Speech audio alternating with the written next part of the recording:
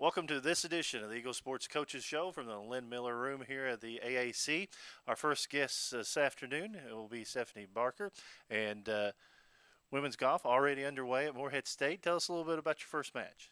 Well, we ended up having a dual match against EKU, and we hosted it at Eagle Trace Golf Course. So we were very excited to have a match at home. It went well. Our goal was to obviously win, so we won that, and then we were hoping we got real close to breaking our goal of breaking 300. So we ended up shooting 300, but we wanted 299 or lower. You know, taking a look at your roster going into this season, it's a kind of youthful roster, but some experience mixed in with your younger players who got to play a lot last year. Yes.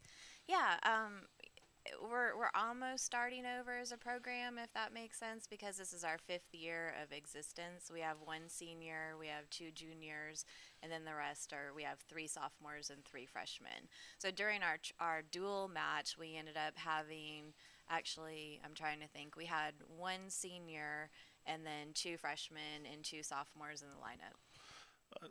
The Ohio Valley Conference, very challenging conference in women's golf. You know, over your 5 years, you've seen it progress, and it's a better golf now than it was when we restarted the program. Yes, I believe women's golf in general is getting better and more competitive every year. And with that said, you have a handful of top programs that over the years have always been very, very solid in the nation. And then from that point, now everyone else, there's just so much talent to choose from that we're all able to recruit good players and everyone just keeps getting better. Well, we talked about your age or your classes. Let's talk individually a little bit. You know, what who do we need to look for this year on the Eagle roster to do great things? I think we have a lot of depth on our roster this year. It's going to be really interesting. Our roster will change up. The traveling team is going to change from week to week.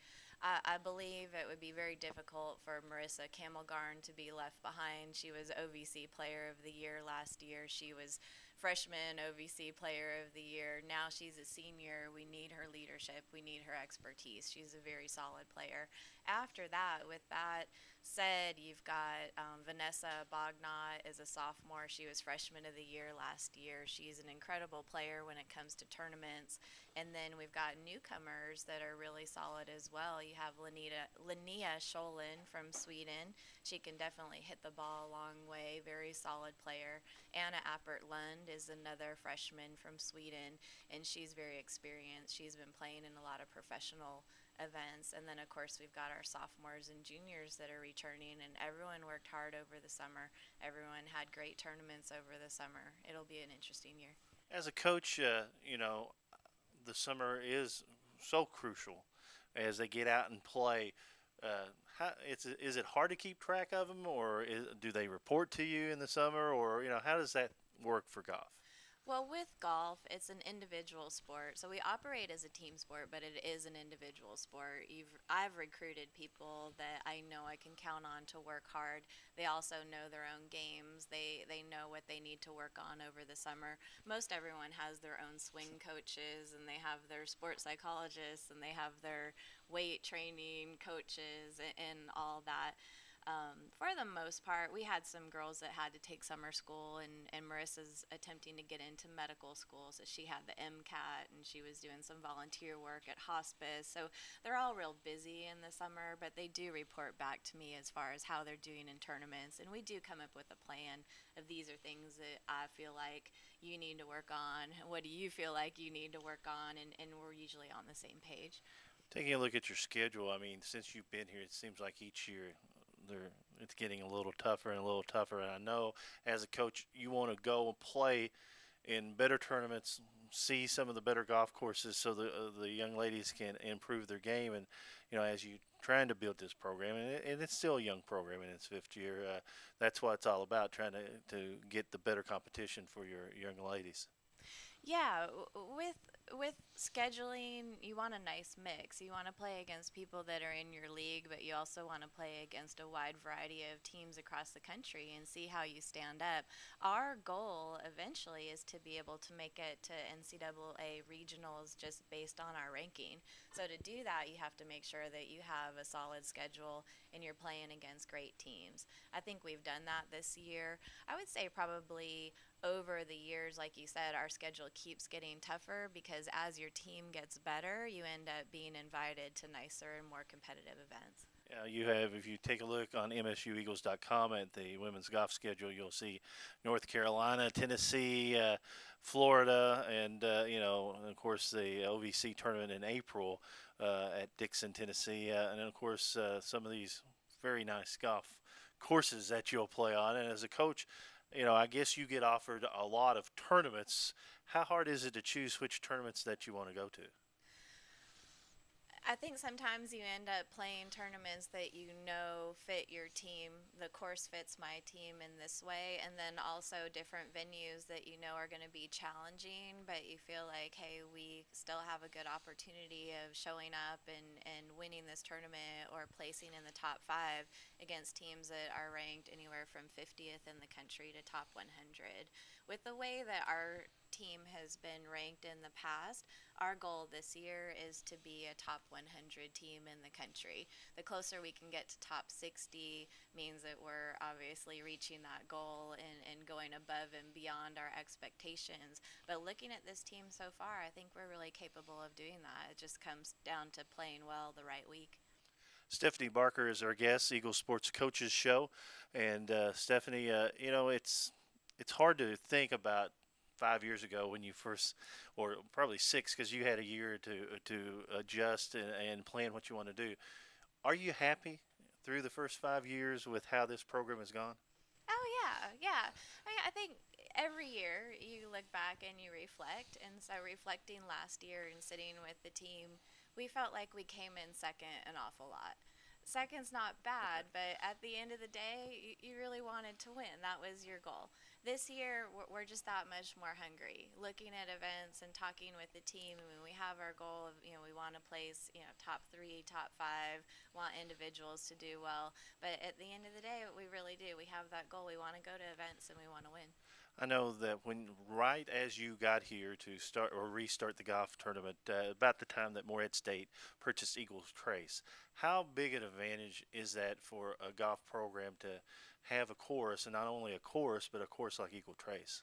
Well, the course, the Eagle Trace's layout is awesome. It's very challenging. It's beautiful.